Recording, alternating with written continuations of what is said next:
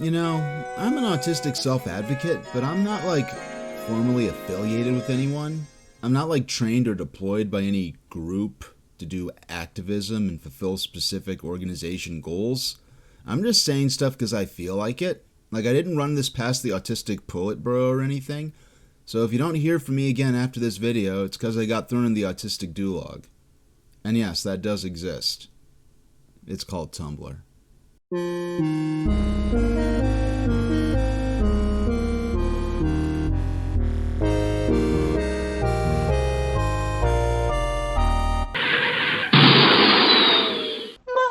vegetables! Hi, and welcome to Barrier Aggression, my critical analysis of select material from Autism Confidential, the National Council on Severe Autism's podcast series, where last time, Dr. Lee Wachtel, NCSA board member and director of Kennedy Krieger Institute's Neurobehavioral Unit, was establishing what might be interpreted as a position of skepticism or distrust of what she calls high-functioning autism. She does this by comparing so-called high-functioning autistic people to her own patients. But she specializes in what she calls severe cases. So she calls her own patients severe autism patients, but casts doubt upon the idea that non-severe autism could even be legitimate. Dr. Wachtel, that's not only incongruous, but a perplexing state of affairs to say the very least. Now, to be completely serious, I don't think she actually rejects the existence of high-functioning autism. She just happens to say a lot of things that make it very easy to interpret that she feels that way, whether that's factual or not.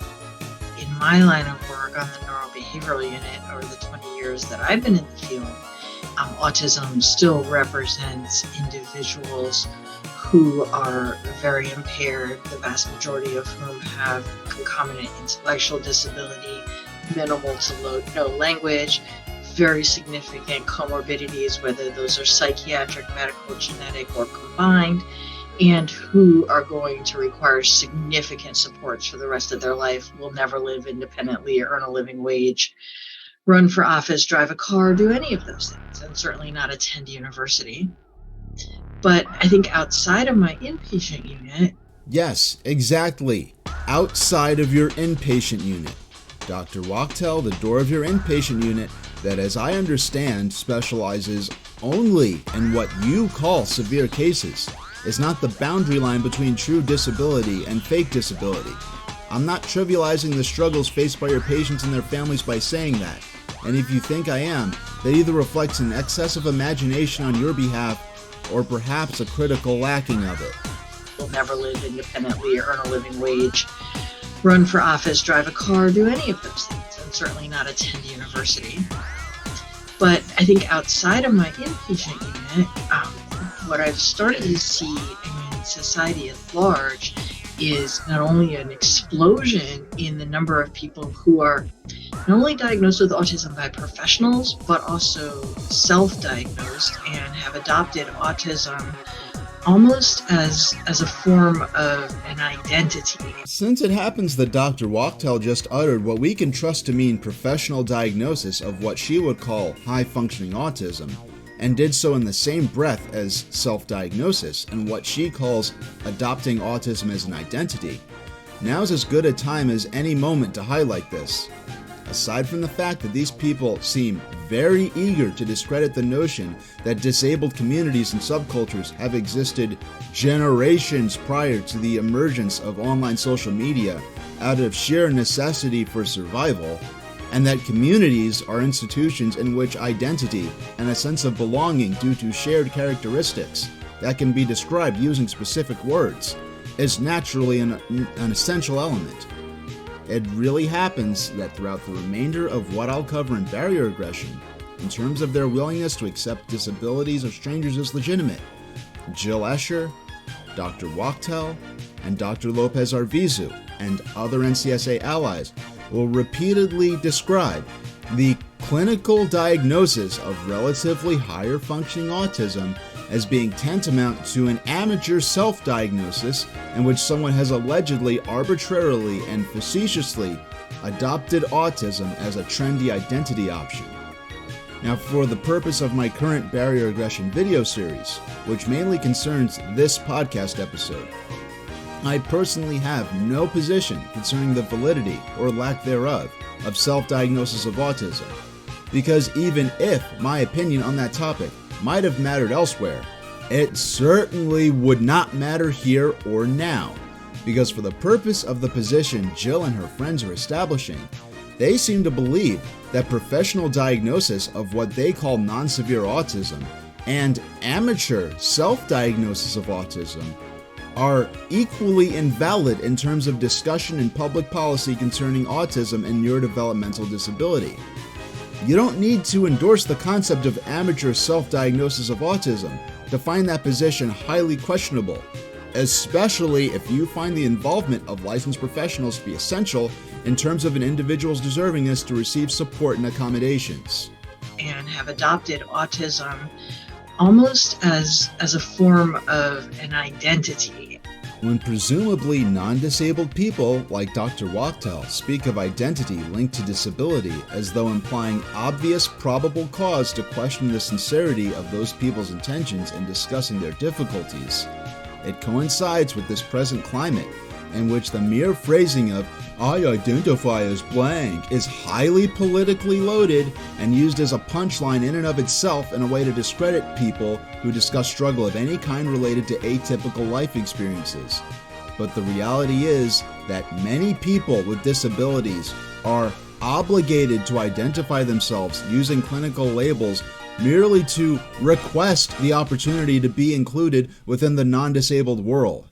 You could just ask any disabled student who's had to frequently identify themselves in a clinically turned context to authority figures like teachers or even police officers in order to access elevators or not to have their disability aids, including life support equipment that is physically attached to their bodies, forcibly confiscated while attending school. And have adopted autism almost as a form of an identity and a way to explain themselves to themselves, or a way to kind of explain the unique way in which they interact with the world. But those individuals really have very little to nothing in common with the types of individuals that I work with. And I wouldn't doubt Dr. Wachtel of that being true in regards to the patients that she personally works with.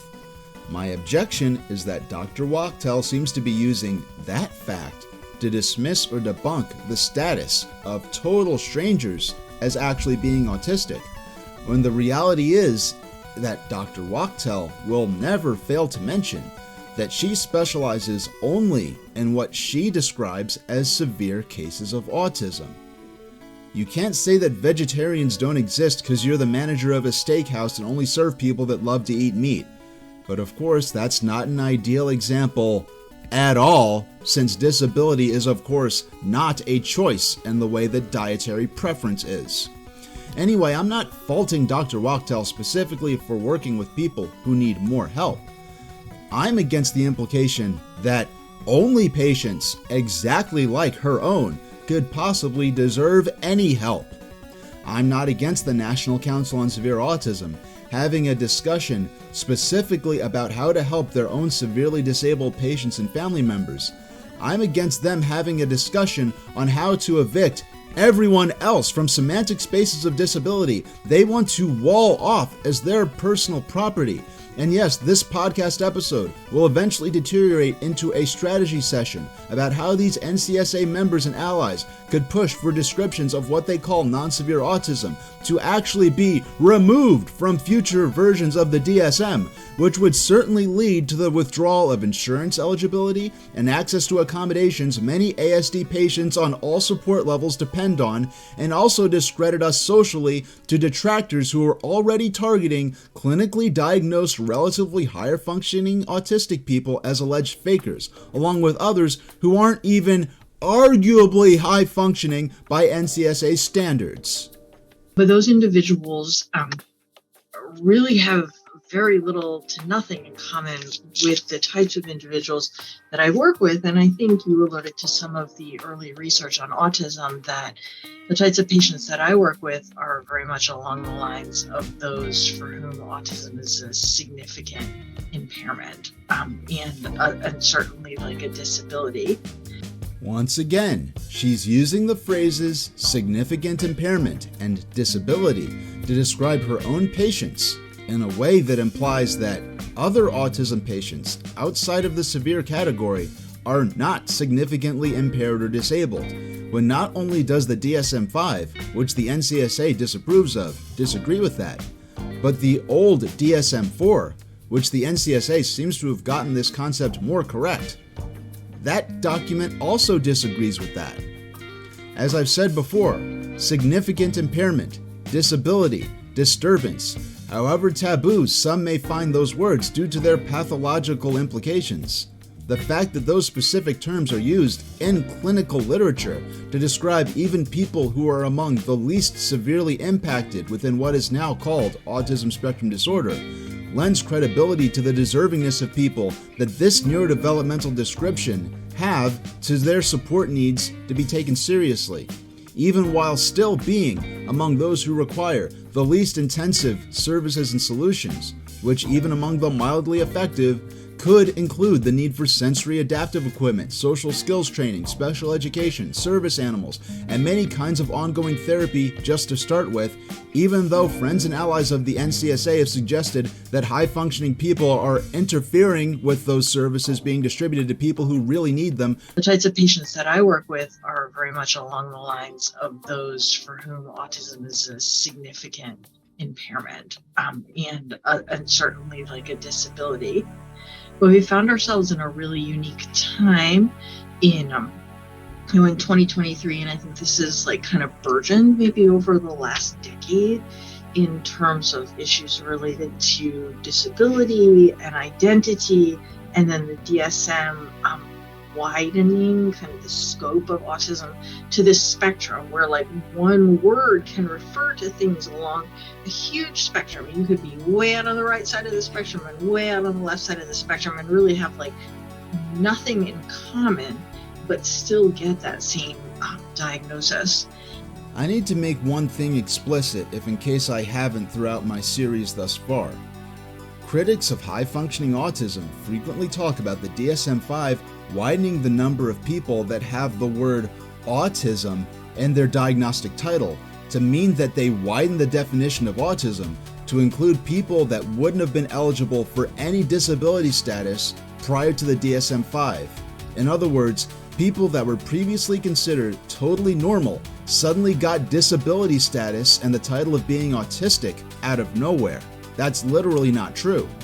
I'll talk more about the concept of autism as a spectrum later, and I really don't mind a discussion to evaluate the utility of the word autism and how more precise diagnostic terminology could potentially better serve disabled people, their families, and professionals concerned with them. But in this podcast episode, it keeps getting used to validate a resentment that borders on cartoon-level enmity towards end-level patients who are describing themselves using their current diagnostic nomenclature, none of whom were members of the APA in 2013 when the category they currently receive assistance and services under was restyled into autism spectrum disorder, probably level 1, rather than retired diagnoses such as Asperger's syndrome or PPD-NOS. Excellent. Yep, I agree. Dr. Lopez-Arvizu.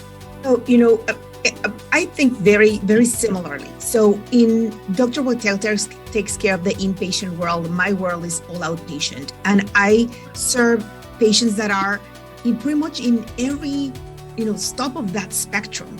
And there's no way that I can compare one extreme to the other. The needs are so different and the presentation of their difficulties are so wide and profoundly different. I won't say that Dr. Carmen Lopez-Arvizu's firsthand experiences in working with a variety of patients in this field is invalid, because that would be stupid for me to say, and I would disagree with someone else if they were to say that themselves. But I will add to Dr. Arvizu's observation and say that if she found a problem post-DSM-5 where people with diametrically opposed descriptions share the same general diagnosis, then I would say from the perspective of a patient that pre-DSM-5, there was a problem where people who had extremely similar clinical descriptions got different diagnoses, and due to that, had to fight through administrative hiccups and insurance denials based on nominal technicalities. That's something I've heard about people in my college dealing with back then, and also in high school. I knew people with former autism disorder, and also people with former Asperger's disorder, who were having trouble getting supports they needed but couldn't access because they were arbitrarily exclusive to the adjacent diagnostic category. Additionally, I knew people with both of those DSM-4 defined disorders who were being offered supports and services they had no need for because they had autism disorder instead of Asperger's syndrome, or vice versa. The DSM-5 structuring of these and other adjacent former diagnoses into autism spectrum disorder was at least in part an attempt to resolve situations like that. And even if it didn't do so perfectly, that should be an administrative issue, not an ideological conflict in which people who would have been considered eligible for neurodevelopmental disability supports, therapy, and services since at least 1994 should now be maligned as a radical political movement because their diagnosis since 2013 has had the word autism in the title, a word that the NCSA likes to fantasize that they own control over in the manner of a bespoke trademark that they could restrict people from using without their permission, but they don't. I understand the DSM-4, the DSM-5 effort to take away the Asperger's word because it was just also a word that, did not want to be used. So here, I'm going to somewhat correct Dr. Lopez Arvizu here, but really more correct myself on something that I said in my previous response to Amber's appearance on the Buck Angel podcast. Now that I'm thinking back on the period where the DSM-5 was first introduced, Hans Asperger's involvement with official Nazi organizations and policies was not part of the clinical or casual discourse I was seeing about the retirement of the Asperger's syndrome category at the time. The discussion I was seeing then was about how the APA decided to emphasize a lack of consistent, measurable biological markers between patients within the several former diagnoses that were already considered adjacent to autistic disorder as it was then known. In spite of innovations Hans Asperger may have made in researching human neurodevelopment, the extent of the evil he was complicit in is now understood and documented. So I think it would be most productive if we examine to what extent patient presentation or biological distinguishers should play in how we classify disability in the future. Pushing everybody together in this spectrum mashup, it's not beneficial for the ones that have the most significant needs. Distinct and separate from Dr. Arvizu's statement here, but certainly coinciding with it, is an accusatory attitude I've seen expressed by online skeptics that the idea of autism as a spectrum of characteristics was an insurgent concept recently cooked up by online partisans so that they could arbitrarily proclaim themselves to be autistic. That just ignores the reality of clinical and scholarly discussion of autism over the last few decades. Even though the phrase autism spectrum disorder only appeared as an actual diagnostic term beginning with the DSM-5 in 2013, the idea of autism as a spectrum disorder was spoken of in professional and scholarly settings during the DSM-4 era, and even goes back further than that, long before TikTok or Tumblr were around to be accused of instigating a tidal wave of facetious self-diagnosis of autism.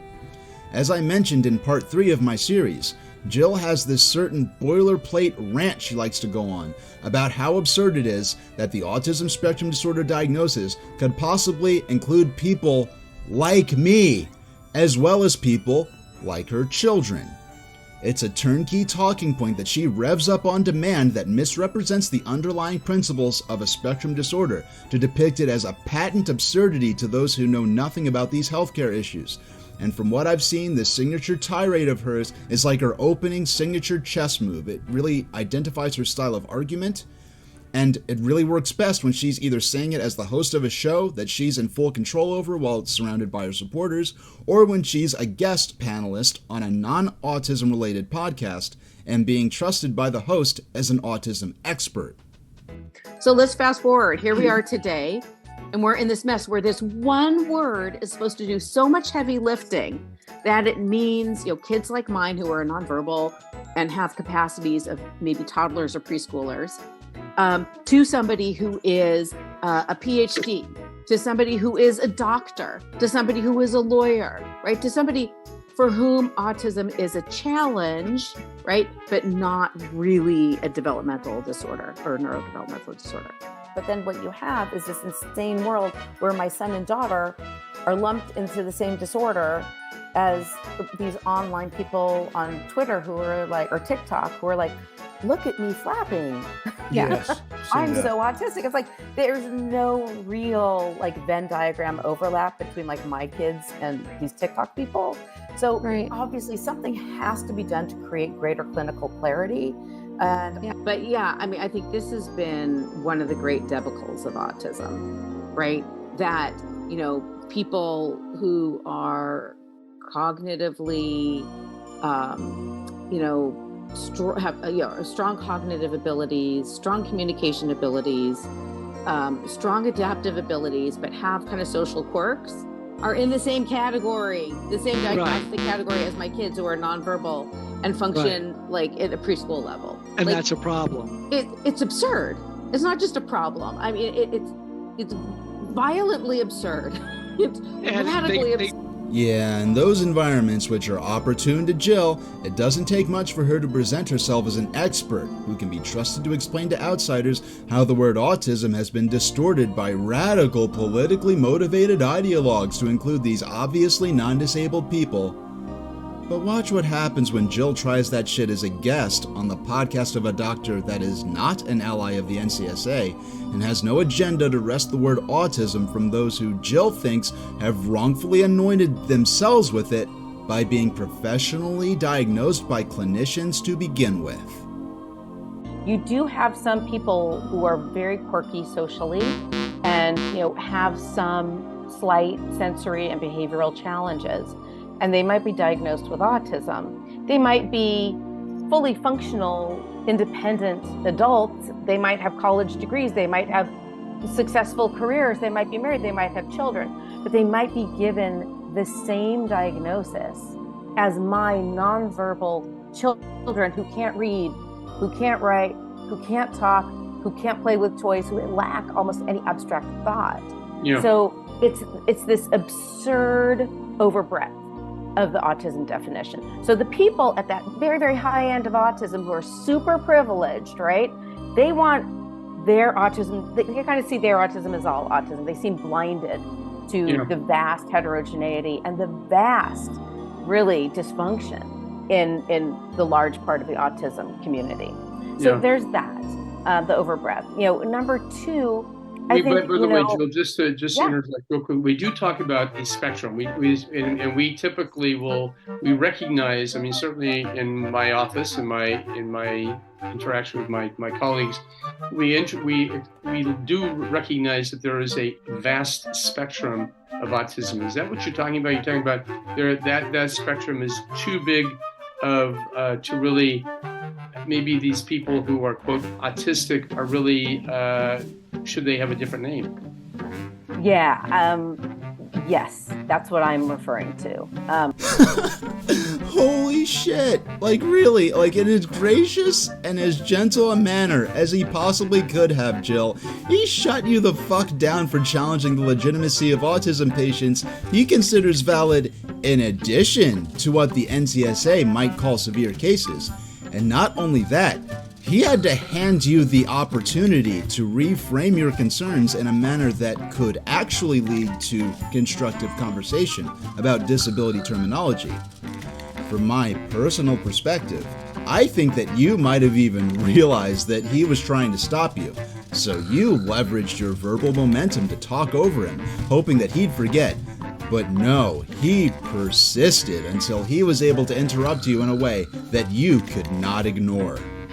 You do have some people who are very quirky socially and, have some slight sensory and behavioral challenges, and they might be diagnosed with autism. They might be fully functional, independent adults. They might have college degrees. They might have successful careers. They might be married. They might have children, but they might be given the same diagnosis as my nonverbal children who can't read, who can't write, who can't talk, who can't play with toys, who lack almost any abstract thought. Yeah. So it's this absurd overbreadth of the autism definition. So the people at that very, very high end of autism who are super privileged, right? Number two, I think, by the way, Jill, just to interject real quick, we do talk about a spectrum. We typically we recognize. I mean, certainly in my office, in my interaction with my colleagues, we do recognize that there is a vast spectrum of autism. Is that what you're talking about? You're talking about that spectrum is too big of to really, maybe these people who are quote autistic are really should they have a different name? Yeah. Yes, that's what I'm referring to. That's embarrassing just watching it. Jill, I think you know, even though it's just my hunch, that if you continued pushing that talking point, it would not have went well for your appearance on that show, and that the recording session probably wouldn't have resulted in enough material for poor Dr. Hamilton to make a full-length podcast out of. I can only guess if other podcasts you were invited to be a panelist on fell apart and never aired to the public for that exact reason.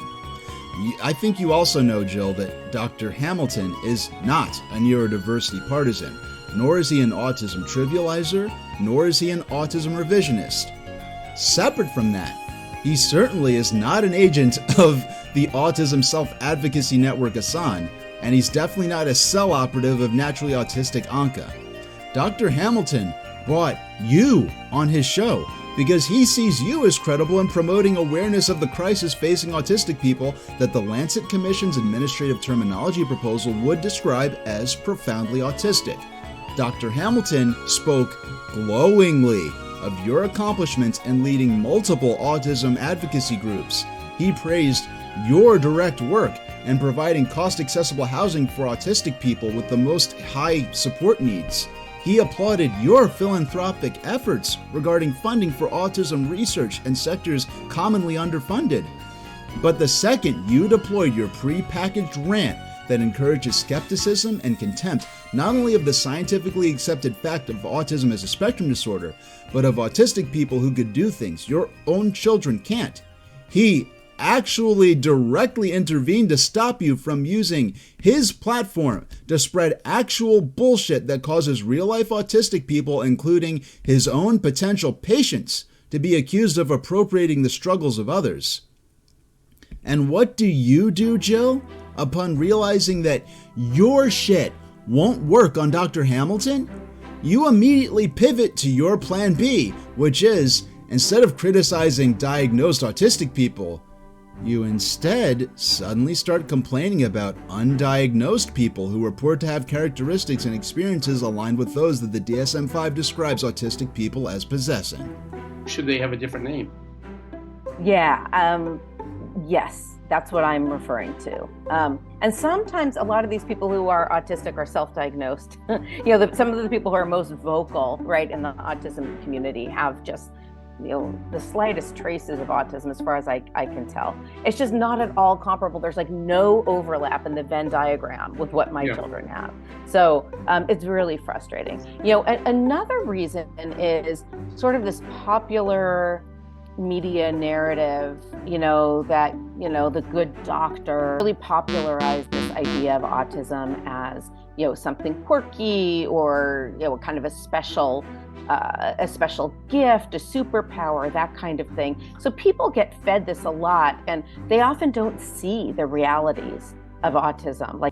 Well, Jill, whether you or I or anyone else takes self-diagnosis of autism to be worth consideration, it certainly is an extremely convenient coincidence for you that you, upon having your signature opening chess move declared illegal by Dr. Hamilton, immediately circled your wagons by presenting a scenario in which any autistic person seen or heard advocating for themselves, someone who might oppose what you're saying, by your logic, can be reasoned to be likely self-diagnosed and therefore untrustworthy.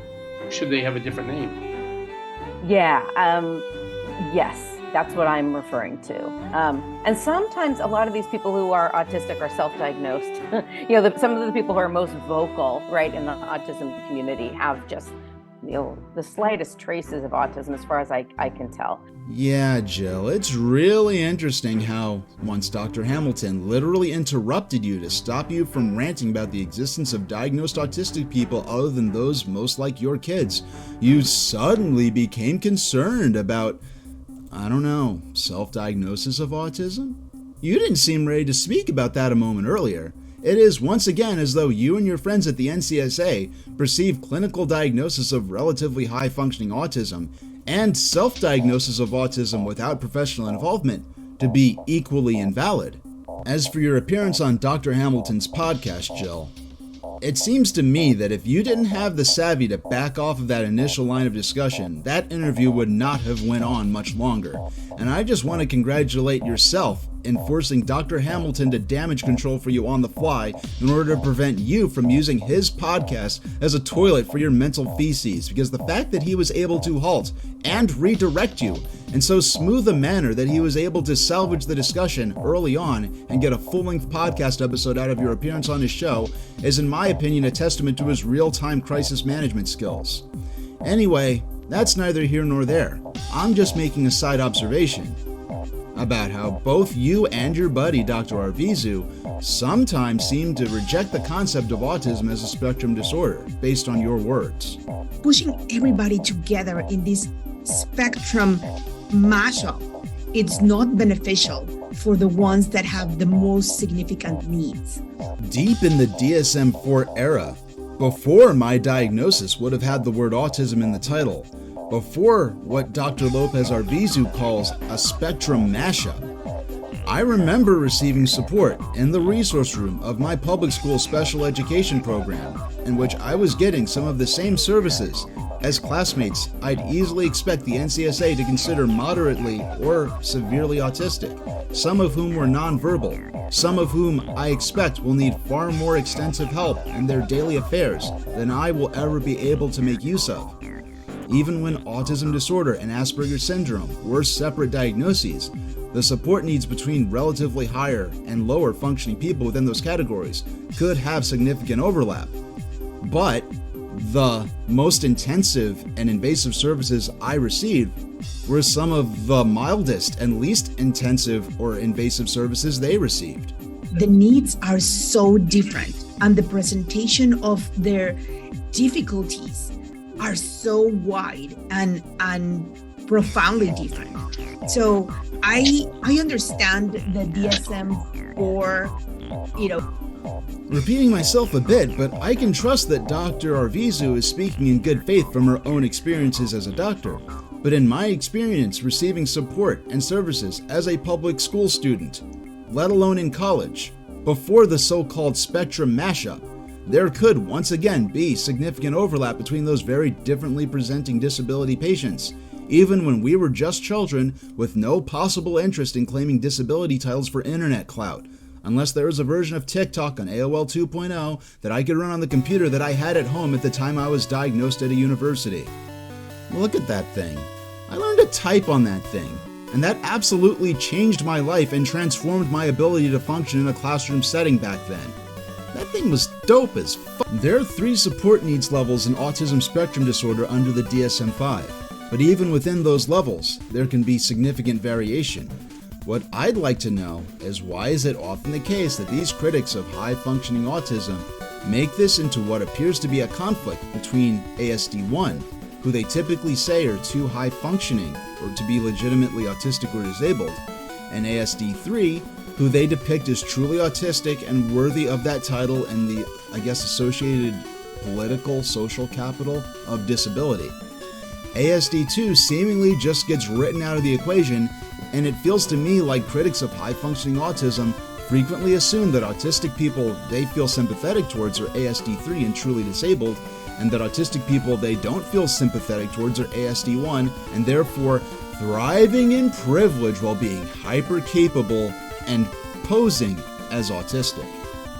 This leads to them sometimes dismissing clinically diagnosed ASD 2 or 3 people as non-disabled simply because their first encounter with them was on the internet, where the person in question may have been acting as an autistic self-advocate, a status that NCSA personalities and supporters often insist is only possible for hyper-capable, high-functioning autistic people whose challenges are actually trivial personality quirks and who do everything in their power to suppress, dismiss, sabotage autistic people with greater support needs. That's the problem with we got rid of Asperger's as a condition, and it was sort of subsumed into the autism spectrum disorder umbrella in 2013, and that's where I think a lot of the issues we're currently having come from, because I think neurodiversity movement, that would have been fine if it was just Asperger's. Like, yes, you have a difference, not a disability. That's fine. So, according to this panelist on a different podcast that Jill happened to also be a panelist on, the neurodiversity movement would have been fine if it was just for those who would have been diagnosed with Asperger's. But the neurodiversity movement, the self-advocacy movements, they blew it, according to this person, by dragging autism into the scope of their concerns, which supposedly should have never been included in their messages and activities, because Asperger's simply had nothing to do with autism, and people who were diagnosed with autism in the DSM-4 era, when autism actually meant something, clearly wouldn't have been able to engage with the concept of self-advocacy to begin with. This is so fucking incorrect that regardless of any opinion of mine, it's explicitly contradictory to the actual history of autism, as explained by sources that have zero affiliation or loyalty to the neurodiversity paradigm or the autistic self-advocacy movement. It's just fucking fake in its entirety, and such standards would have caused people who were founding diagnostic cases of autism in the modern clinical sense to be disregarded as merely being quirky and trivial and insignificant ways due to their being able to speak, earn college degrees, or hold self-sustaining careers later in life. Because I think neurodiversity movement, that would have been fine if it was just Asperger's. Like, yes, you have a difference, not a disability. That's fine. Keeping that in mind, it's funny to notice that how Jill has no opposition to that idea from the other panelist and that other setting. Because from what I've observed, aside from exceptions that I'll address in detail later, Jill will seemingly agree with any message that downplays or dismisses the struggles of relatively high-functioning autistic people, rejects the neurodiversity paradigm, or implicates the autistic self-advocacy movement as fundamentally erroneous.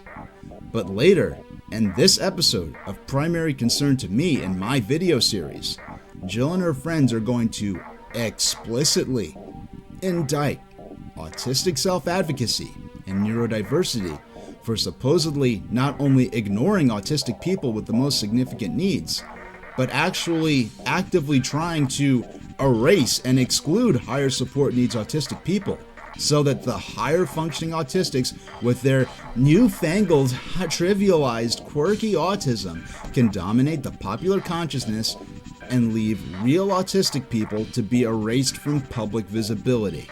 Like, yes, you have a difference, not a disability. That's fine, but they're just sort of speaking on behalf of everybody. They lean into dysfunction. So according to this panelist on this other podcast, the neurodiversity paradigm is wrong because it erroneously included DSM-4 defined autistic people, the allegedly truly disabled, when it should have only included DSM-4 defined Asperger's diagnoses, who are not disabled at all, an idea that Jill heard and voiced zero opposition to. But according to Jill Escher on her own podcast, along with her NCSA friends and allies, the neurodiversity paradigm is also wrong because it callously excludes autistic people with the most significant support needs, as opposed to deliberate and organized exclusion and erasure of so-called true autistic people that Dr. Lee Wachtel has a lot to say about, and what Dr. Wachtel has to say is so catastrophically fucking stupid that I'm not even going to open my mouth to talk about it,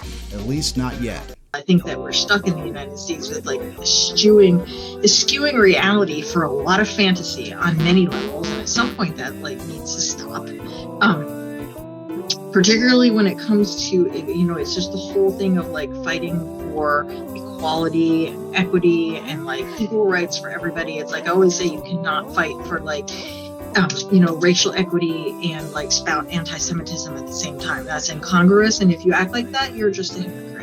And I think it's the same thing when you're looking for advocating for rights for people with disability. If you want to advocate for yourself as somebody with high functioning autism, at the end of the day, you're just a hypocrite and just as bad as anybody else who has discriminated against people with disability, if you're writing out of the equation those who are the most severely afflicted. Well, Lee, that was fucking stupid. But the point for right now is that Jill seems willing to accept explicitly contradictory reasons for why the neurodiversity paradigm and the autism self-advocacy movement are invalid, as long as that argument's point is that autistic self-advocates are privileged non-disabled ideologues and that their status is either being professionally diagnosed with autism or of being self-diagnosed are both equal proof of their inability to be trusted when they speak of their experiences or beliefs. Anyway, pushing everybody together in this spectrum mashup, it's not beneficial for the ones that have the most significant needs. I'm perfectly happy to consider that the DSM-5 perhaps employed the long-running concept of the autism spectrum into actual diagnostic structure in a manner that could benefit from further refinement. The problem I have is when that concern is used as an excuse to hold people who formerly would not have had the word autism in the title of their diagnosis in contempt for describing themselves as autistic, when their diagnosis now literally does have that word in it. Jill, you can argue all you like as to whether or not that's the most useful diagnostic construction of those concepts based on our current science, or even if the needs of the most critically in need of support are really catered to by that construction. But I'm not letting you go unchallenged as you broadcast propaganda to the public that people like me are incorrectly describing ourselves as autistic or disabled, then call us hostile against your children for speaking out when we get mistreated by classmates, law enforcement, employers, parents, and co-workers. And that mistreatment often comes our way because of the discriminatory ideas that people like you and your friends at the NCSA push as the truth about disability. A supposed truth that's disproved by the same out-of-date diagnostic manuals with out-of-date terms like Asperger's disorder that you demand that we define ourselves by, when our own doctors and counselors and insurance providers and therapists regard those terms as obsolete, because they've been obsolete for literally over a fucking decade now. It's just like when you have diabetes. You can have diabetes that it's well maintained and easy to manage, or you can have a very fragile one that require a lot of resources and care. And there's no antagonism between one category and the other in the way that we see now in the autism conversation. I can't mention enough that I'm not eager to draw comparisons between different diseases and disabilities. The only time I did so in my previous autism commentary project was in the context of retelling a personal story, where someone criticized my use of a cane because other people needed wheelchairs, and I still feel uncomfortable using it as an example even of bad behavior. Dr. Arvizu voices regret that high and low functioning autism exists with a sense of conflict and antagonism between them. She observes that she doesn't see that same problem with discussion of diabetes. Dr. Arvizu's right. It's sad that antagonism between patients in the same diagnostic range, let alone antagonism between caregivers and patients, even exists. The antagonism she's talking about in the autistic space is awful. But in about 5 minutes in podcast time, Dr. Lopez Arvizu is going to say nothing as Jill Escher, president of an autism advocacy non-for-profit, will literally laugh at autistic people that are speaking out against employment discrimination, and Dr. Arvizu will validate Jill's disdain for these people by mentioning fictional television characters as the only autistics that she's heard of that could be employed within respected careers. So this bias and this extremism on both sides of the spectrum has to stop to really be of service for the population that we serve. So I'm curious, you guys, you've had long careers in medicine. How many doctors have you met who you would diagnose with autism? None. The one in, what was that, Grey's Anatomy? There was one. Oh, the one on TV. Yeah. The TV doctor, right, who doesn't exist in real life.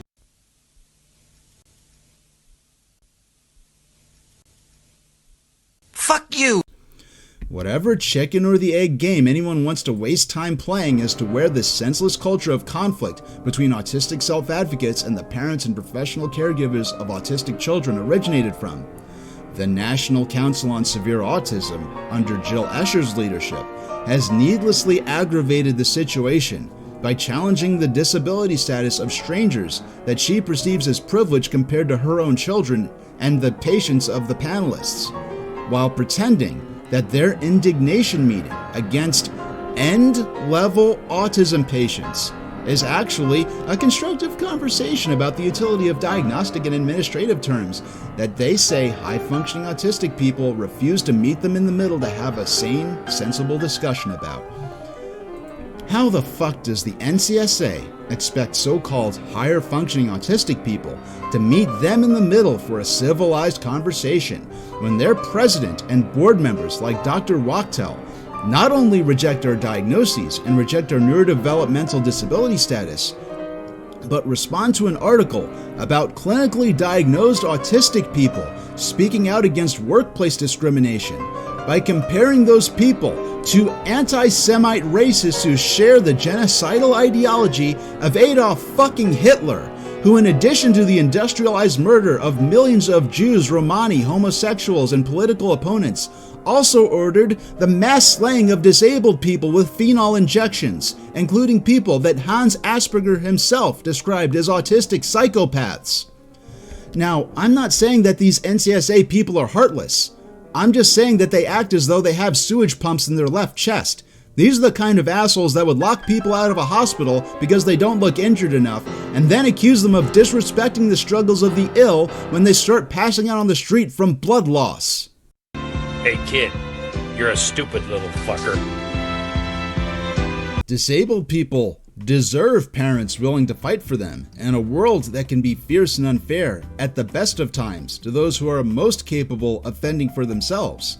But the NCSA's messaging in this podcast and so much of their other material encourages parents to treat disabled people other than their own high support needs autistic kids as an invading force that has occupied the sympathetic semantic space of their children's diagnostic nomenclature, that is looting their children's resources.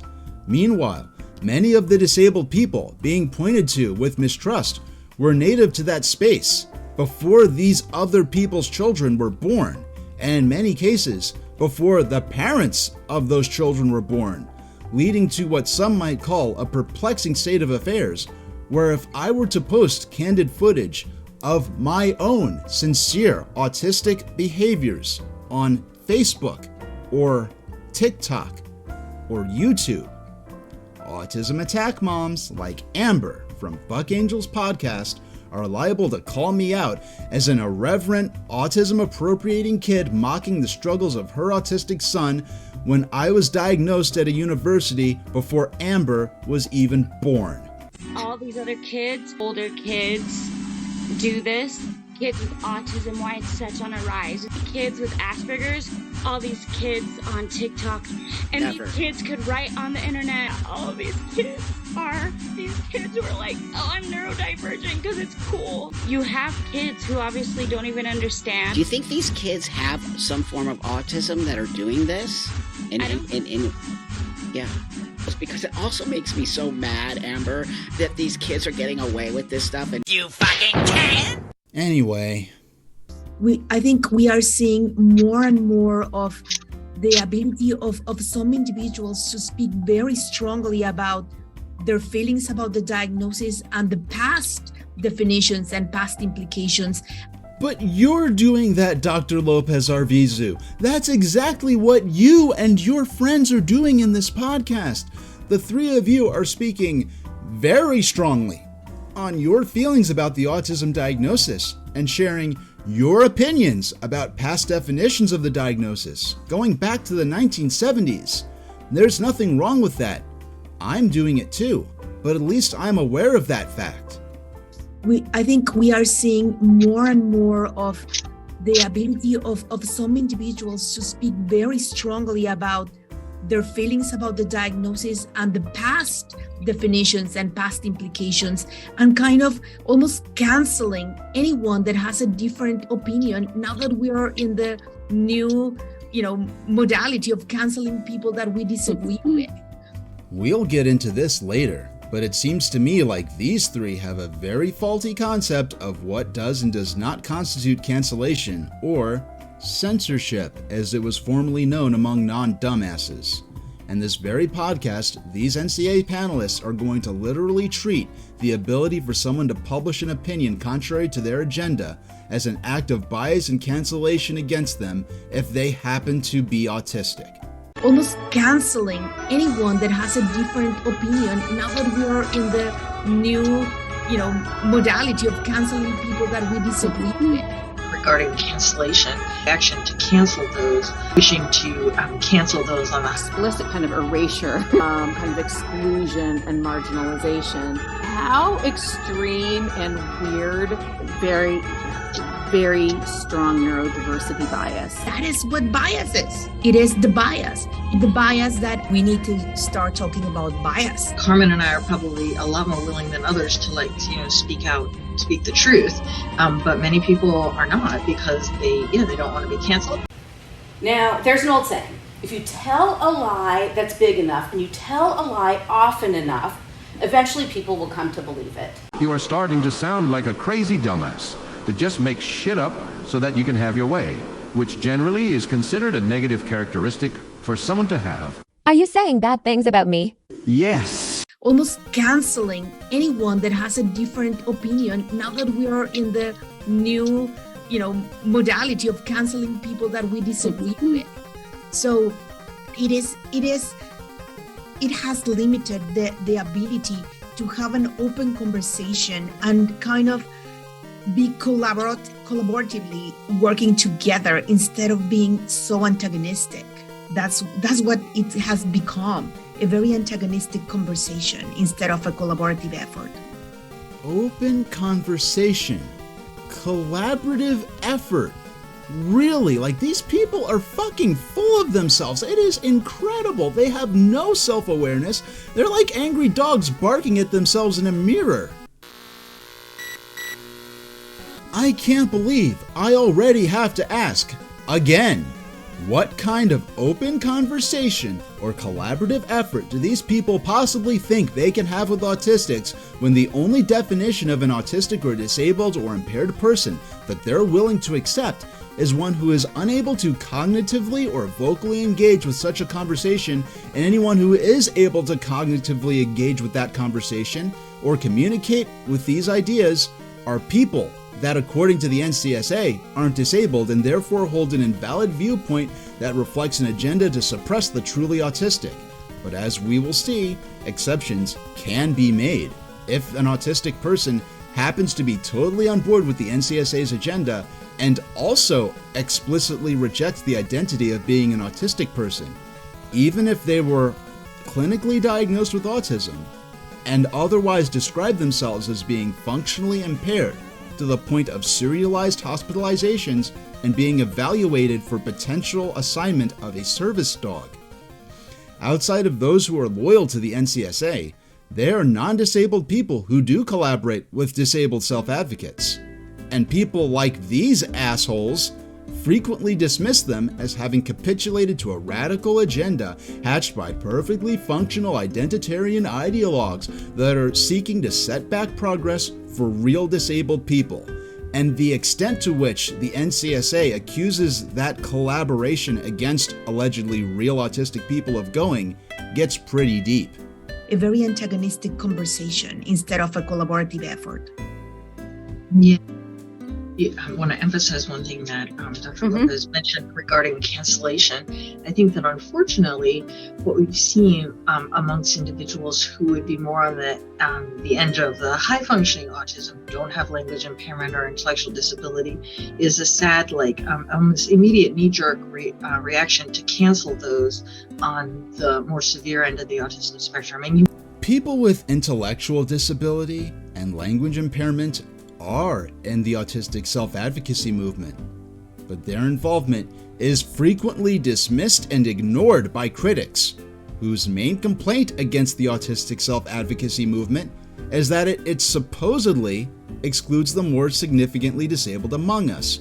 And when we do make ourselves known, they accuse our adaptive tools of being props, they accuse our diagnoses of being phony, and they mock us for displaying outward characteristics of disability that they accused us of lacking to begin with. We're going to see things like that later in this very NCSA podcast, but it also happens in that other podcast that NCSA President Jill Escher happened to be a guest on. That's the problem with we got rid of Asperger's as a condition, and it was sort of subsumed into the autism spectrum disorder umbrella in 2013, and that's where I think a lot of the issues we're currently having come from, because I think neurodiversity movement, that would have been fine if it was just Asperger's. Like, yes, you have a difference, not a disability. That's fine, but they're just sort of speaking on behalf of everybody. They lean into dysfunction online, is what I see, because they're in these online communities and they're observing other people, and other people will say like, "Well, you don't seem autistic," and so they just sort of like lean into whatever it is that they conceptualize autism to be, and they like become more dysfunctional and disabled because of it. That's what my observation has been. I would say, just generally speaking, the autistic diagnostic approach is in disarray, and almost nobody's happy with it, right? And Christina said, like, they got rid of Asperger's and they lumped it all together under autism spectrum disorder in the DSM-5. Well, okay, I mean, there's some justifications for it, but then what you have is this insane world where my son and daughter are lumped into the same disorder as these online people on Twitter who are like, or TikTok, who are like, look at me flapping. Yes. I'm so autistic. It's like, there's no real like Venn diagram overlap between like my kids and these TikTok people. So, you know how like dolphins and sea lions both evolved tails, but from completely different analogous like physical biological structures of their like body systems? In that same way, I think it's impressive how all these disability critics, especially critics of high-functioning autism, apparently independent of each other, create different ecosystems for their accusations of autism impersonation, which lead to the same result of claiming that someone doesn't look autistic or act outwardly autistic enough to be autistic. But they can also claim that a person looking or acting in a way that can be perceived as autistic is therefore also evidence of that person impersonating autistic traits. Now, the cliche would be to say you can't win with these people, but that's not appropriate here because there's nothing to win in the first place. Not from people that have already concluded that autistic people outside of the NCSA-defined severe subcategory are inherently illegitimate, and that any proof of evidence of us possessing clinically verifiable autistic traits serves not as proof of autism, but as proof of lying, deception, and cheating. And while it may be true thanks to generations of struggle, it's now more unfashionable than ever to defame people for disability. It's also true that defaming people for alleged lying and cheating and theft is openly encouraged. So that's the path these disability bigots take to get away with this shit. Now, all that being said, I've seen ugly online attitudes where people who describe themselves as autistic speak out against other autistic people for displaying characteristics that supposedly make them embarrassed to explain themselves as autistic to non-disabled outsiders. I already drew attention to that problem in my video about Amber and how it was unacceptable, and I never thought I'd be doing other autism videos after that, so I definitely wasn't doing that to establish a store of credit. Now, I don't doubt that Dr. Wachtel has encountered those attitudes. I've laid eyes on online comments posted to Dr. Wachtel's own video appearances in which people attempt to argue to the doctor herself that her patients aren't really autistic, and that's patently absurd. But to characterize high-functioning autistic people as generally wanting to suppress the visibility of the struggles of other autistic people, that has to be at least as incorrect as characterizing the parents and doctors of lower-functioning autistic people as generally harboring resentment towards autistic people aside from their own kids and patients. I don't believe that in general to be true. However, I'm specifically criticizing the Autism Attack Mom and the 2 Autism Attack doctors in this podcast for doing that, because as I hope I've proven by now, they are actually doing that, and it's dog shit. Regarding cancellation, I think that unfortunately what we've seen amongst individuals who would be more on the end of the high-functioning autism, don't have language impairment or intellectual disability, is a sad, almost immediate knee-jerk reaction to cancel those on the more severe end of the autism spectrum. And I have touched on this already in this very video, but they are level 2 and 3 autistic people who are active in the neurodiversity and self-advocacy movements, who frequently get told by online opponents to those movements that there's no possible way that they can be higher support needs, aka lower functioning autistic people, because they're self-advocates, and that the ability to communicate their own experiences and perspectives therefore defines them as high-functioning or even completely non-disabled. This includes people such as published writers who lack the motor coordination to verbally form words and sentences, and award-winning artists who might need hands-on assistance with getting dressed or bathing. Regarding cancellation, I think that unfortunately what we've seen amongst individuals who would be more on the end of the high-functioning autism, don't have language impairment or intellectual disability, is a sad, almost immediate knee-jerk reaction to cancel those on the more severe end of the autism spectrum. And you do not see the reverse. You typically don't see, caregivers of those with severe or profound autism who are not capable of engaging these types of discussions, wishing to cancel those on the higher functioning end of the spectrum. Yeah, that's straight up bullshit. You have to be either outstandingly uninformed or outstandingly full of shit to believe that. Because harassment of autistic people, clinically diagnosed or not, over their failure to present in a stereotypically sympathetic or pitiable manner has been going on for years, and often enough it's done by people who will call themselves autism advocates and claim that this harassment is being done in defense of those they call true or real autistic people. And that does do a disservice to those who have, I guess, more classic or more true forms of autism. Meaning people who require round-the-clock care or round-the-clock at-home supervision, or are living in hospitals, and literally no one else, especially if they can communicate an account of their own experiences with disability and those unique resulting perspectives. Explicit resentment expressed by the parents of severely disabled children that gets directed at strangers who dare to claim disability while also possessing the ability to read or write or use the toilet is so extensively documented that the phrase autism mom has become shorthand for chronically online parents who make a spectacle of themselves as they righteously discredit the struggles of people they never even met, going as far as to assume the right to retract the professionally conducted diagnosis of these other people as fraudulent, including people for whom writing might be their only form of contact with the non-disabled world. I did a 4-hour breakdown already of an autism attack mom named Amber, who appeared on Buck Angel's podcast in 2024.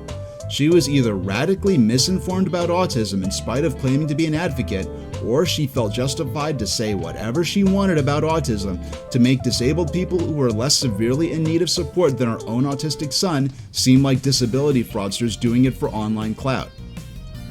Her concerns about insincere or facetious depictions of disability on social media weren't necessarily totally unfounded, yet in spite of that, she spread significant misinformation about autism and neurodevelopmental disorders that could be explicitly proven wrong not only by the DSM-5, the current manual whose autism definitions Amber disapproved of, but also proven wrong by the DSM-4, the now obsolete version of that document that Amber says described autism and Asperger's more accurately. And the reason I used Amber repeatedly as my go-to example is not only because I have footage of her saying provably false things, but because Amber actually elected to go out of her way to present herself as an autism advocate and serve as many people's first point of contact on these issues by making an appearance on the show of someone she knew to be a public figure with a considerable following. For those who aren't convinced that Amber didn't say anything factually incorrect about autism in that interview, you need to keep in mind that Amber literally said that the DSM-5 restructuring of autism gave actual children the ability to make a mockery of her son's suffering by allowing them to self-proclaim autism and jump in front of her autistic son for waiting lists for autism therapies. That therapies of a nature that the online autism cliques that she blames this on actually consider a crime of torture against autistic children. Needless to say, the DSM-5 did not grant children the authority to officially declare themselves autistic just because people who formerly didn't have the word autism in their former diagnoses now have it. You can't get more wrong than that. And if you want to see the clip for yourself, watch parts 1 through 3 of this series, or even better than that, watch Buck Angel's podcast episode called Are Trans People Appropriating Autism? The point of all that is, I really didn't want to put the random parent of a high support needs disabled child on blast for venting about ongoing critical scarcity of disability services like respite care, like therapy sessions, because they genuinely might never have had the chance or the time to learn that people with very different outward profiles than their kids, who may seem comparatively normal, might still have significant disability support requirements and aren't just faking things to be trendy online and steal resources from their kids. But because Amber elected to make herself publicly seen, as she did, by going on Buck's show, she volunteered for the favorable and unfavorable feedback of doing so, especially since she presented herself as a medical professional and autism advocate. I'd rather have the guest of a public show really be subject to this level of criticism and correction than some potentially clueless parent doing the best they can after some frustrated parent on a Facebook post, just says the wrong words not knowing any better, or uses the wrong or obsolete or outmoded terminology, and has a bunch of irate partisans dogpiling them because of me, even if those irate partisans are people that actually agree with my videos. I'm anti-harassment, so I'm really done talking about Amber at this point. I'm going to assume that she's learned more about autism since I made the comments about her and since she made the comments about autism. It's been about a calendar year at this point, I think, and whether or not she's grown since then, I really wish her and her family the best. In other words, Pona Tawasina and Sona Tawasina Yan Ampao. As for Dr. Wachtel, to momentarily plug my nose and be as forgiving as I can possibly be there, I really would say that the animosity between certain autistic self-advocates and certain parents of autistic children may sometimes be more mutual than some in the online self-advocacy scene would be pleased to hear me admit. I don't care. The fact that I can't make an unqualified statement that autistic self-advocates never bully or harass the parents of autistic children over differences and disagreements is personally embarrassing to me, being someone who, whether I joined or endorsed any particular group or organization or not, is literally an autistic self-advocate. But there's far too much proof of that aggression in the opposite direction, and that isn't also a problem. So all really that is to say is, no, Dr. Wachtel, you don't get to say that there isn't a well-documented recurring phenomenon where the parents and professional caregivers of those with autism discredit the struggles or even the clinically administered diagnoses of autistic people other than the ones they personally care about. It would be fair to point out that I know I'm not de-escalating animosity with my tone here, but when I explained the context in which I started looking into this podcast and learned how fucked up these three are for covering this article in the way that they are, I think more of you watching will understand why I'm not only personally fucking offended by this 55-minute shit show recording of theirs, but flabbergasted that I'm the only person at this point willing to light some fireworks and make some noise over this shit, because this single NCSA podcast is disgraceful in ways that I sincerely have trouble accepting could possibly be real. But I'll be discussing that later. You do not see the reverse. You typically don't see, caregivers of those with severe or profound autism who are not capable of engaging these types of discussions, wishing to cancel those on the higher functioning end of the spectrum.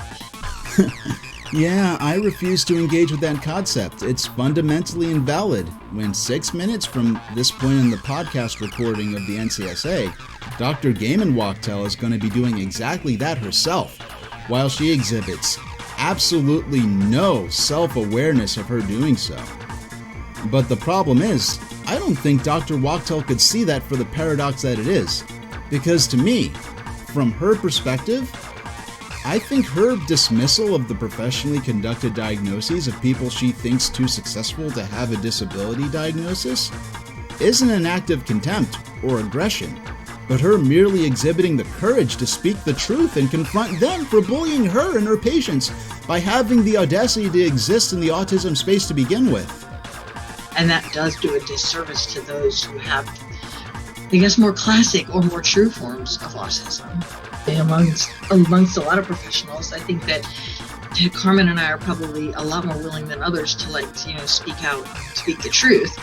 But many people are not, because they don't want to be canceled. They don't want to, they don't want to get in trouble. And that just perpetuates, this situation ongoing. I think there does need to be, people do need to have a little bit more guts in terms of speaking up and standing for the truth. But it's hard. It is definitely hard because nobody is really protected, and we do live in a society where ultimately identity cannot be touched, and people are able to claim whatever identity they want. Well, we'll speculate further on Dr. Wachtel and what she personally considered the truth on that particular day, maybe a couple of episodes or so from now when I wrap this series up. But that's made for a really challenging landscape in terms of moving forward and meeting the needs of a wide range of individuals with autism. I like Dr. Wachtel's mention of meeting a wide range of needs required by autistic people, which certainly should include all autistic people, including people receiving appropriate supports and people with the most extensive support needs getting the most extensive resources. But with a pair of brief exceptions I'm going to point out later, that constructive idea is sadly never followed up on again in the rest of this podcast episode. Because in the next part of, the next section of their podcast, the president of the NCSA is going to share a literal conspiracy theory about fake autistic people colluding to wrongfully seize control of a U.S. government committee and suppress people who, in Jill's words, are suffering. When minority groups get accused of wrongfully taking over government agencies to enact unfair treatment towards others, those claims are usually made by evil organizations founded specifically to hate said minority group and encourage general distrust and mistreatment of them. But since the NCSA is not evil, we don't have to worry about that. But for whatever reason I can't put my finger on, I'm going to cover it anyway in part 5 of Barrier Aggression. I'll see you next time. Thank you for watching.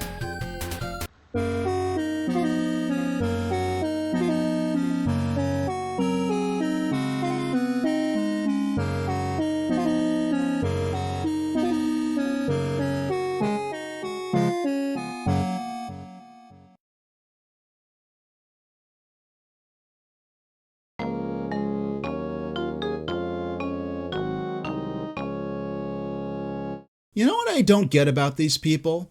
How come they always have the same stupid freaking glasses? I don't get it. Is that the idiot asshole standard issue glasses you get assigned when you become an irrational dickhead?